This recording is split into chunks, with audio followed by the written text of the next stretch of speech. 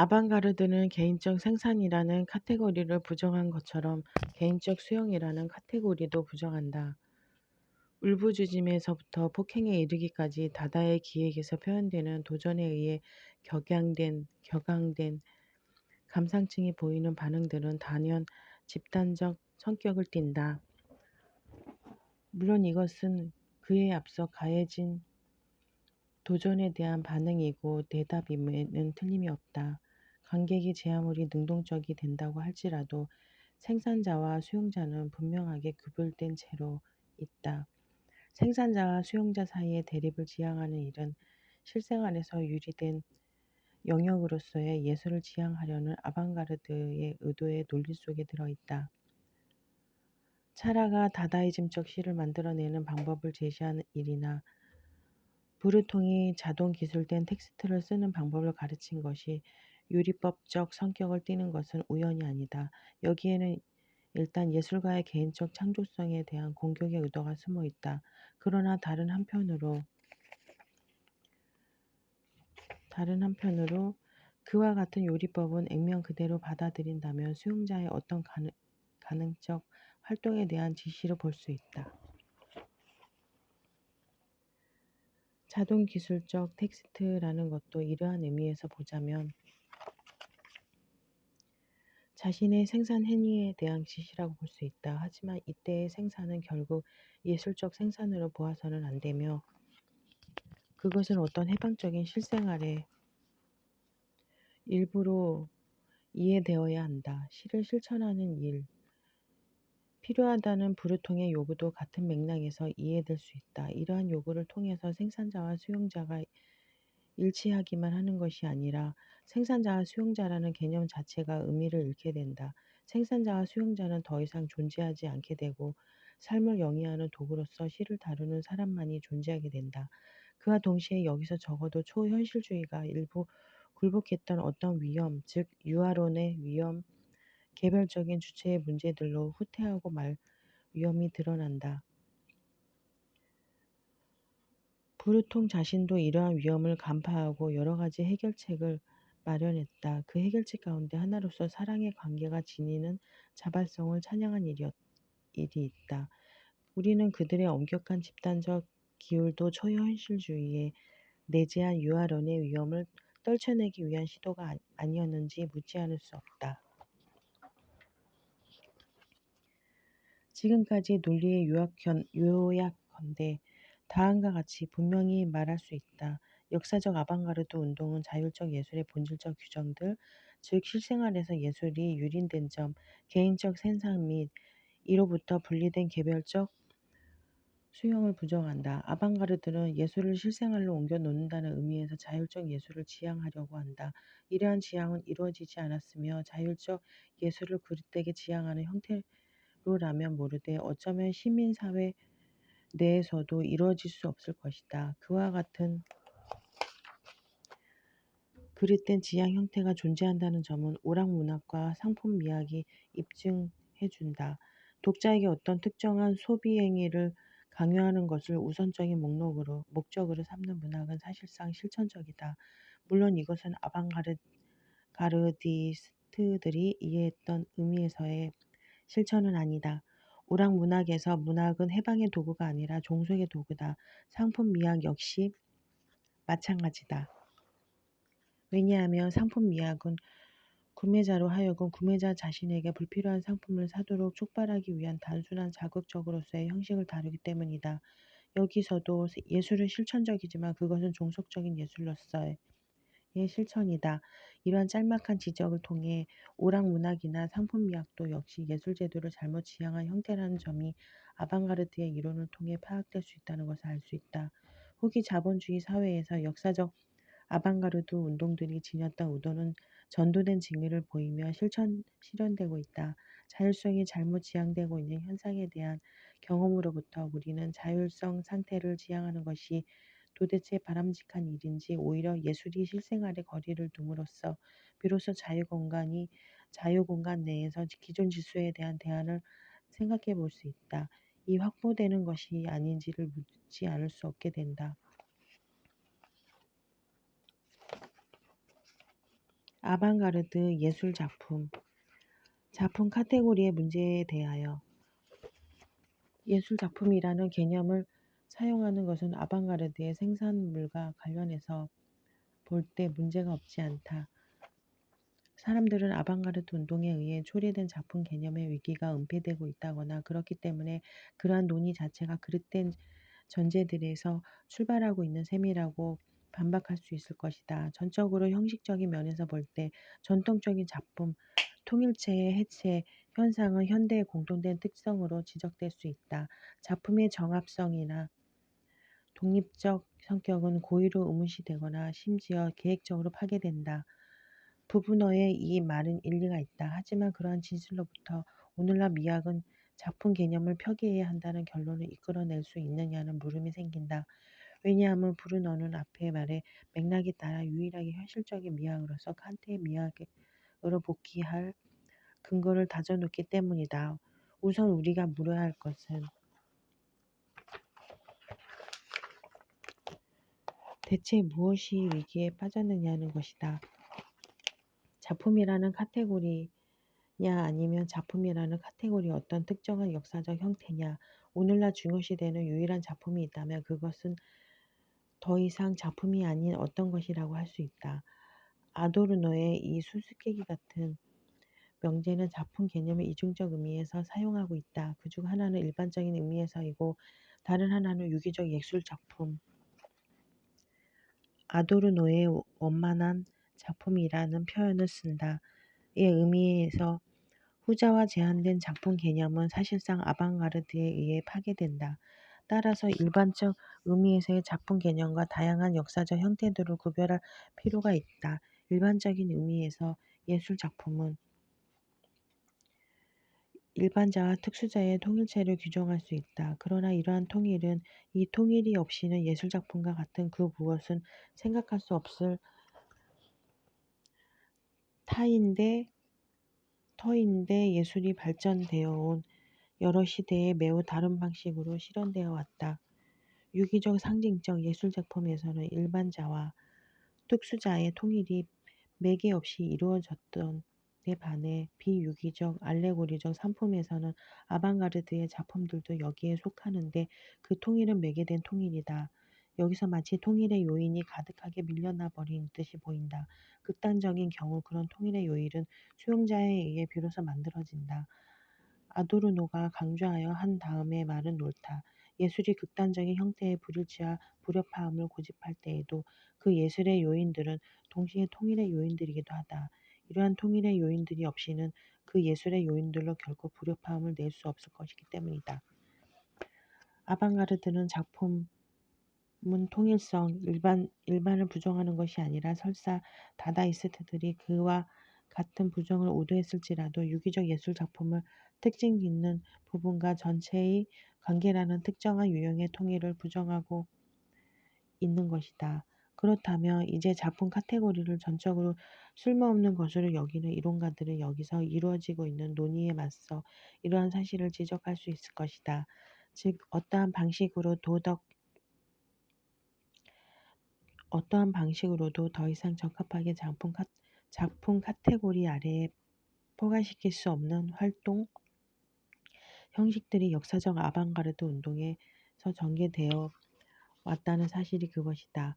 그 한 예로 관객을 도발하는 일을 자신들의 목표로 선언하는 다다이스트들의 기획과 같은 형식을 들 수 있을 것이다. 그렇지만 이들이 시도한 기획들은 작품 카테고리를 타파해 버리는 일 이상으로 중요한 것을 겨냥하고 있다. 그것은 실생활에서 갈라져 나온 활동으로서의 예술을 타파하는 일이다. 이 경우 단언할 수 있는 것은 그 가장 극단적인 표현들에서조차 아방가르드 운동들은 부정적으로 작품 카테고리에 관련되어 있다는 점이다.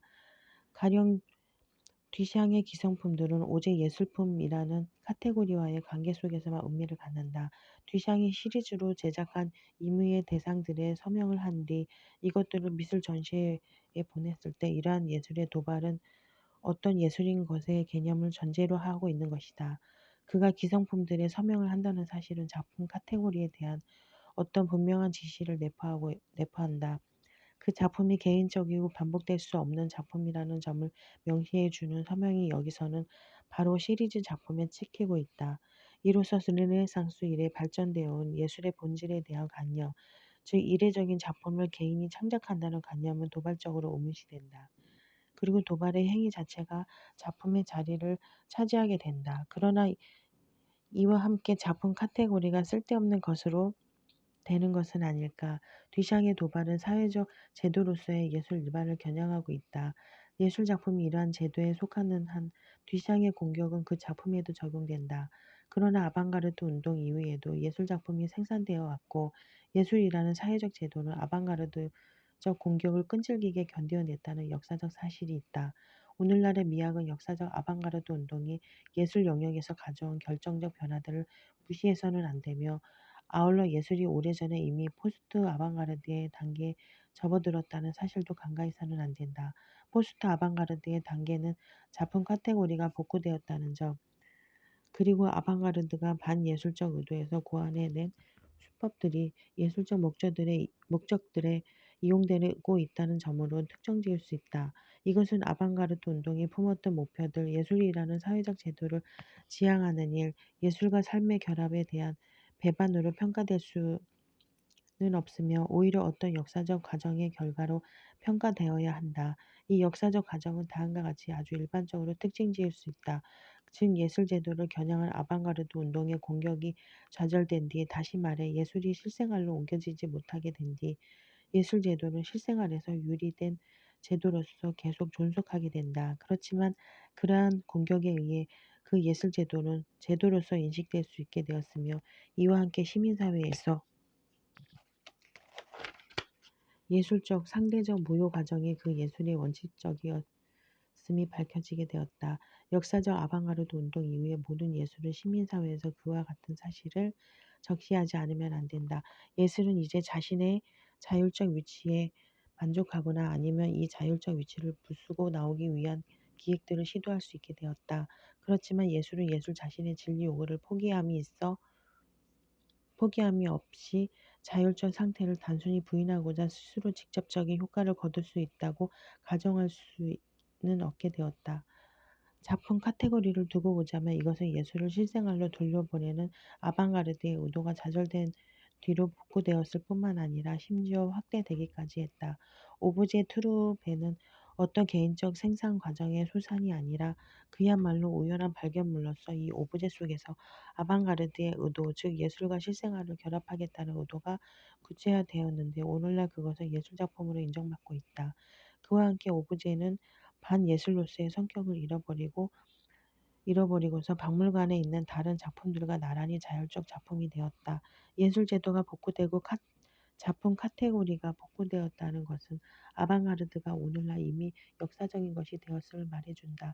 물론 오늘날에도 아방가르드 운동의 전통을 이어받으려는 시도들이 이루어지고 있다. 우리가 이처럼 아방가르드 운동의 전통이라는 개념을 쓰면서도 그 개념이 무슨 여법과 같은 느낌을 주지 않는다는 사실을 아방가르드가 역사적인 것으로 되었음을 다시 한번 드러내준다. 그러나 이러한 시도를 가령 해프닝을 그 한 예로 들 수 있는데 이것은 네오 아방가르드적이라고 칭할 수 있을 것이다. 다다이즘의 기획들이 지녔던 저항적 가치에 더는 도달할 수 없다. 그것도 그 시도들이 다다이즘의 기획들보다 더 완벽하게 개혁되고 수행될 수 있다는 점과 상관없이 그러한 가치에 미치지 못한다. 이러한 점을 우선 아방가르디스트들이 투입한 효과 수단들이 지녔던 충격 효과의 상당 부분이 그동안에 상실되었다는 사실로부터 설명될 수 있다. 그렇지만 더욱더 결정적인 사실은 아방가르디스트들이 의도한 예술의 지향 예술을 실생활로 돌려보낸 일이 사실상 이루어지지 못했다는 점일 것이다.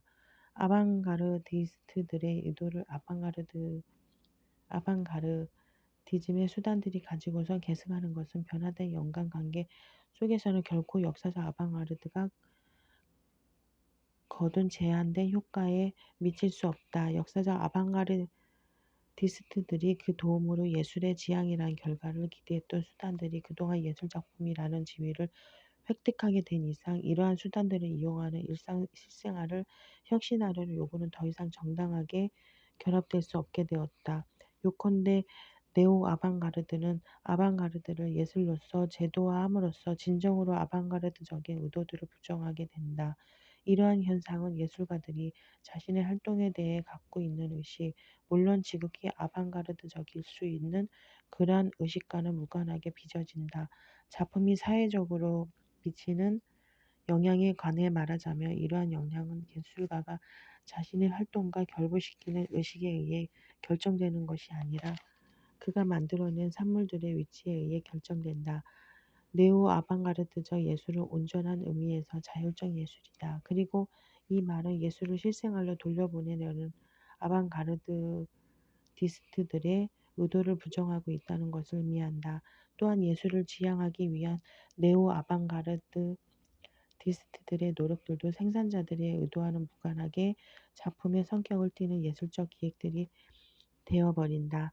역사적 아방가르드 운동들이 실패한 뒤 작품 카테고리가 복구된 상황에 대해 이야기하는 데는 문제가 없지 않다.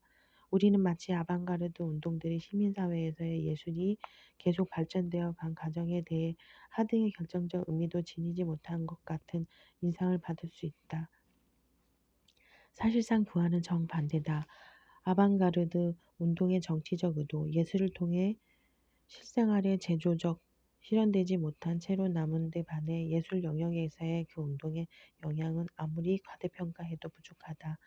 무엇보다 우선 아방가르드는 유기적 예술작품이라는 전통적 개념을 파괴하고 그 자리에 새로운 개념을 대체함으로써 예술 영역에서의 아방가르드의 영향은 혁명적인 것이 되었다.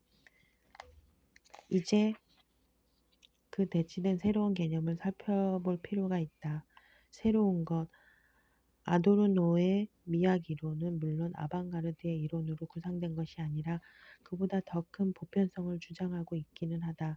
그렇지만 아도르노는 지나간 과거의 예술은 오로지 현대 예술에 비추어서만 파악될 수 있다는 인식에서 출발한다. 따라서 현대를 다루는 중요한 단락 미학 이론을 살펴볼 때에는 거기서 사용되는 카테고리들이 아방가르드 예술작품을 파악하는 데 쓸모가 있는지를 염두에 둘 필요가 있다. 현대 예술에 대한 아도르노의 이론에서는 새로운 것이라는 카테고리가 중심을 차지한다. 물론 아도르노는 이 카테고리를 사용하는 데 대해 있을 수 있는 반박들을 각오하고 아울러 이러한 반박들이 나올 소지를 애초부터 제거하려 한다.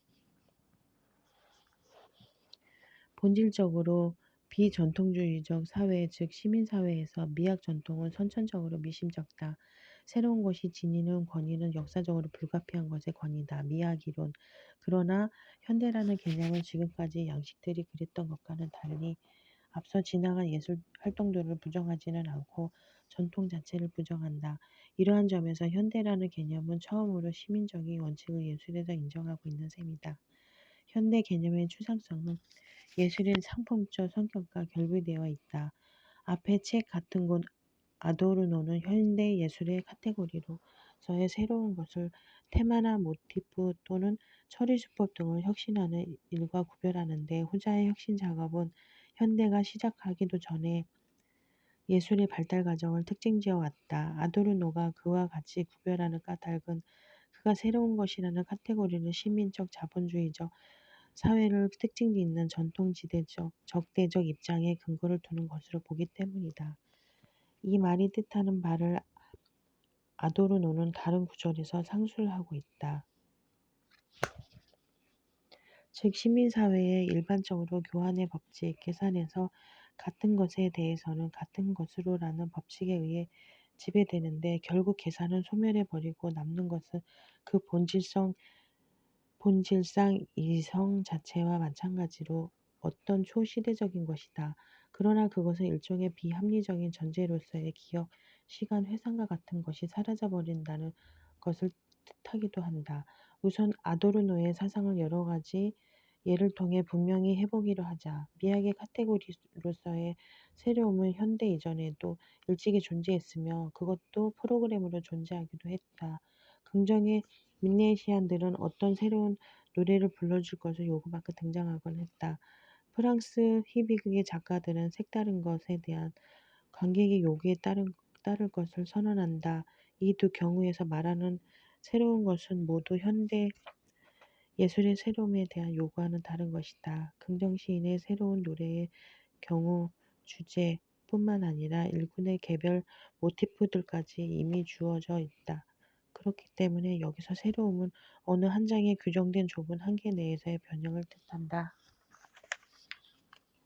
프랑스 희비극의 경우 물론 주제는 확정되어 있지 않지만 줄거리의 급작스러운 전회, 이를테면 죽은 것으로 여겨진 사람이 겉으로만 죽은 채였음을 드러났다는 식으로를 그 장르의 특성으로 삼는 어떤 진행 도식은 이미 확정되어 있다. 사람들이 나중에 오락문학이라고 칭한 것에 근접하는 그와 같은 희비극에서는 충격과 유사한 효과를 원하는 관중의 욕구가 그 장르의 구도적 도식의 차원에서 이미 충족되어 있고 있다. 마지막으로 세 번째 유형의 새로움을 들 수 있는데 이 유형은 주지하다시피 러시아 형식주의자들이 문학의 발전 법칙으로 부각시키고자 한 유형으로서 어떤 주어진 문학의 계열 내에서 문학적 처리수법들의 혁신이 그것이다. 자동화된 처리수법, 다시 말해 더 이상 형식으로 지각되지 않는 처리수법은 바로 그렇기 때문에 현실을 보는 어떠한 새로운 종류의 시각도 매개해 주지 못하는데, 그래서 이러한 형식은 어떤 새로운 형식으로 즉 그러한 시각을 매개해 줄 수 있는 형식으로 대체된다. 그리고 이 새로운 형식도 그 자체가 자동화되면 또다시 대체되지 않으면 안 된다. 위 세 경우의 새로움이라는 개념으로 지칭된 것은 모두 아도르노에게서 현대를 특징짓기 위해 쓰인 그 개념에 의미하는 근본적으로 다르다.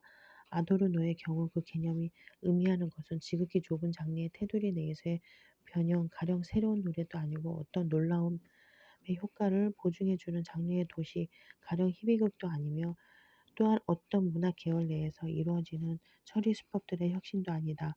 오히려 그가 말하는 새로움은 어떠한 전통의 계승 발전이 아니라 그 전통의 타파다. 현대에서 새로운 것의 카테고리를 이전에 이 카테고리가 물론 전적으로 정당하게 응용된 형태들과 변벌시키는 것은 바로 지금까지 통용되어 온 것과는 단절해서 보이는 극단성이다. 여기서 부정되는 것은 지금까지 통용되어 온 예술의 처리수법이나 양식의 원칙들이 아니라 예술의 전통 전체다.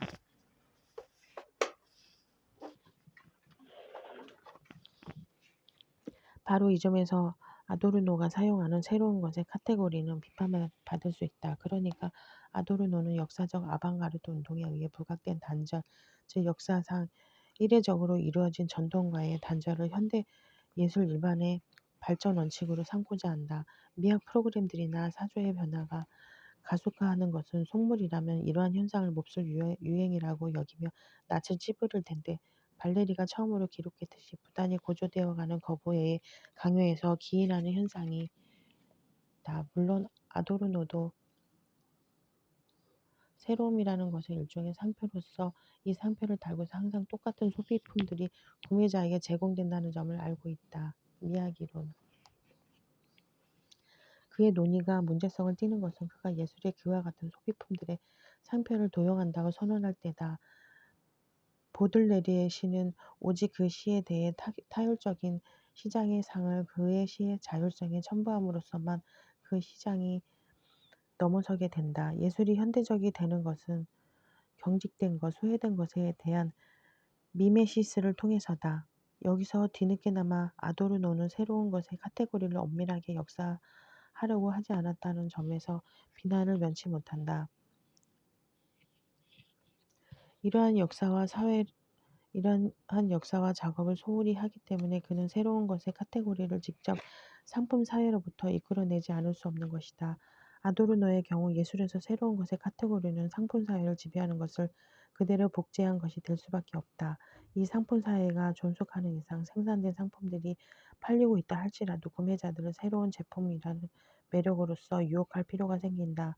아도르노에 따르면 예술 역시 그와 같은 필요성에 강압에 복종하게 되는데, 이때 아도르노는 변증법적인 전해를 하여 바로 사회를 지배하는 법칙에 적응하는 행위 속에서 그 사회에 대한 저항을 인식하고자 한다. 그러나 우리는 상품 사회에서 새로운 것의 카테고리는 실체적 카테고리가 아니라 가상적 카테고리라고 의심해 볼 수 있다. 새로운 것의 카테고리가 가리키는 것은 바로 상품의 본질이 아니라 상품의 인위적으로 찍힌 현상이다. 상품에서 새로운 것은 그 포장이다. 예술이 이처럼 상품 사회의 가장 피상적인 요소에 적응한다면 그로써 그 상품 사회에 맞서 어떻게 저항할 수 있을 것인지를 통찰하기 어려워진다. 여기서 아도르노가 예술에서 새로워지도록 하는 강압 아래에 있는 저항에서 발견해내려고 생각하는 어떤 저항은 거의 찾을 수 없을 것이다. 이 저항은 변진법적 사유를 통해 부정적인 것 속에서 긍정성을 지각하는 능력을 가진 비판적 주체의 정립으로 남게 된다. 한편 그에 반해 확실하게 말할 수 있는 것은 예술의 상품 사회에서 밀려오는 새로워지도록 하는 강압에 사실상 굴복할 때 그 예술은 유행과 거의 구별할 수 없게 된다는 점이다. 아도르노가 경직된 것, 소외된 것에 대한 미메시스라고 불렀던 것은 앤디 워홀의 경우에서 이루어졌는지도 모른다. 즉 워홀이 100개의 캠벨 깡통을 복사한 작품 속에서 상품 사회에 대한 저항의 요소가 들어있다면 이 저항은 단지 그 작품 속에서 그와 같은 저항을 읽어내고자 하는 사람에게만 의미가 있다. 네오 아방가르드는 전통가의 아방가르드적 단절을 새로이 깨했지만 결과적으로는 모든 가능한 의미 부여를 허용하는 공허한 기획이 되고 말았다. 물론 아도르노의 입장을 공정하게 보자면 우리를 경직된 것에 대한 미메시스는 그에게는 단순히 수능을 뜻하는 것이 아니라 실제 상황을 미리 보여주는 일을 뜻한다는 사실에 유의해야만 한다. 그처럼 실제 상황을 보여줄 때 아도르노는 바로 개념에 의해 왜곡되지 않게 재현함으로써 보통 때에는 인식되지 않은 채 머물러 있을 어떤 것을 그러한 재현을 통해 인식할 수 있게 되리라고 기대한다. 이로 인해 예술이 처하게 되는 논리적 난간을 그 자신이 간파했다는 점을 다음의 문장이 입증한다. 모든 표현을 백지 상태로 하는 사람이 있다면 이 사람은 물화된 의식을 대변하는 자인가 아니면 그러한 의식을 고발하는 무언에 표현할 수 없는 표현인가에 대해서는 일반적으로 판단을 내릴 수 없다. 이로써 새로운 것의 카테고리가 역사적 아방가르드 운동을 파악하는 데 얼마나 유용한 것인지의 한계가 드러난 셈이다. 예술적 표현 수단의 변화 양상을 파악하기 위해서는 새로운 것의 카테고리는 유용할 것이다. 그러나 역사적 아방가르드 운동은 전통과의 단절을 초래했고 그 결과 표현 체계상의 변화가 일어났기 때문에 새로운 것의 카테고리는 실제 상황을 기술하는 데 적합하지 못하다. 우리가 역사적 아방가르드 운동은 전통적인 표현 체계와의 단절뿐만 아니라 예술 제도 일반의 지향을 목표로 삼았다는 점을 감안한다면 새로운 것의 카테고리는 더욱더 적합하지 못하다. 물론 예술 제도를 지향하는 경우 어떤 새로운 것이 발생하고 있는 것만은 틀림없다. 다만 지적해 둬야 할 점은 이때의 새로운 것은 예술적 처리 수법들의 변화뿐만 아니라 표현 체계의 변화와도 질적으로 다르다는 점이다. 새로운 것이라는 개념은 물론 잘못된 것은 아니지만 너무 일반적이고 또 그처럼 전통과의 단절에서 결정적인 점을 정확하게 지칭하기에는 충분히 특성화되어 있지 않은 개념이다. 그러나 새로운 것의 카테고리는 아방가르드 작품들을 기술하는 데에도 거의 쓸모가 없는 카테고리인지 모른다. 왜냐하면 그 카테고리가 너무 일반적이고 애매하기 때문만이 아니라 무엇보다도 그 카테고리는 유행적인 혁신과 역사적으로 필연적인 혁신을 구별할 가능성을 분명히 제시해주지 못하기 때문이다. 더욱더 가속화하는 예술 사조상의 변화의 역사적 필연성을 부여하는 아도르노의 견해에도 역시 문제성이 없지 않다. 상품 사회에 적응하는 일을 그 상품 사회에 대한 저항으로 변증법적으로 해석하는 것은 사람들이 예술의 유행이라고 부르는 것과 소비적 유행 사이의 현혹적인 일치 현상의 문제를 빠뜨리는 결과가 된다. 이러한 점으로부터 우리는 아도르노의 또 다른 이론이 역사적 운동이 아니라 현재 이르기까지 살아있는 운동으로 보았다는 사실에서도 분명히 알 수 있다. 우연, 퀼러는 문학적 우연의 역사, 즉 중세의 긍정소설 이래 문학에서 우연이라는 것에 대해 이루어졌던 해석들을 개괄한 글에서 20세기의 문학의 많은 분량이 한 장을 할애하고 있다. 트리스탄 차라의 종이조각시에서 시작하여 가장 현대적인 해프닝에 이르기까지 재료와 그 재료가 갖는 우연, 생산적 우연을 생각해내는 저항에 열광적으로 몰두하는 현상은 어떠한 사회 상황의 원인이 아니라 오히려 그 상황의 결과로서 그 사회 상황이란 곧 그 안에서의 오로지 우연에 의해 계기된 것만이 허위의식으로부터 침해받지 않고 이데올로기로부터 자유로울 수 있으면 인간의 생활상황에 전면적 무라라는 낙인이 찍히지 않을 수 있는 상황이다. 켈러는 재료에 자신을 방임하는 일을 아방가르드의 예술가, 아울러 네오 아방가르디즘의 예술의 특성으로 적절하게 지적한다. 그러나 아도르노를 상기시키는 그의 현상 해석을 우리가 받아들일 수 있는지 나로서는 의심스럽다.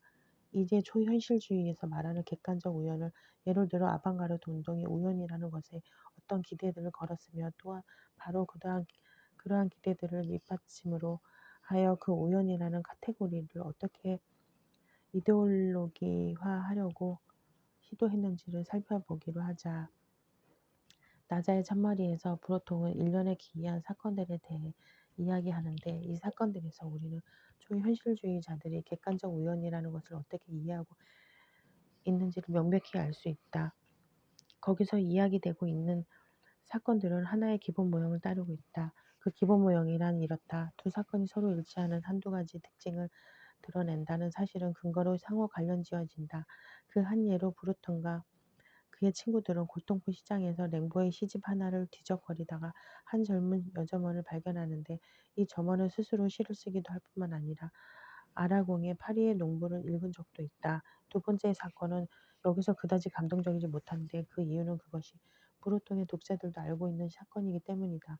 즉 초현실주의자들은 시인들로서 이들 가운데 하나가 아라공이라는 점이다.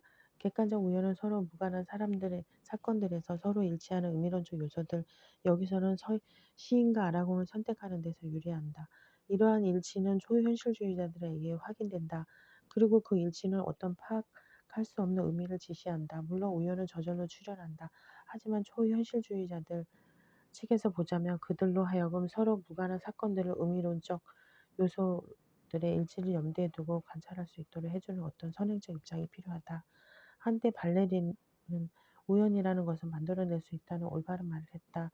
일군의 비슷한 대상들에서 어떠한 대상을 골라낼 때 결과를 어떤 우연적 결과로 만들기 위해서는 두 눈을 감는 것으로 족하다.